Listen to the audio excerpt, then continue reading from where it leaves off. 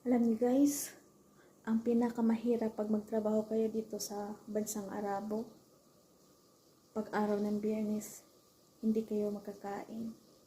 Kasi, hindi sila nagluto ng pagkain kasi Biyernes, so lumalabas sila. Kaya ito ako, nagugutom. Kaya magluluto ako ng Indomie.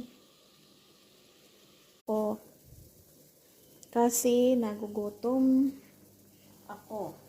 Kaya yan, niluluto ko. Tingnan nyo. Pag nasa Arabo country kayo, so kilala nyo to. Hanap lang paraan para makakain lang. Ito, nagluluto ako ng Indomie. Sa Pilipinas, Pansit Canton. Tawag kasi dito Indomie kasi galing ito ng Indonesia. At saka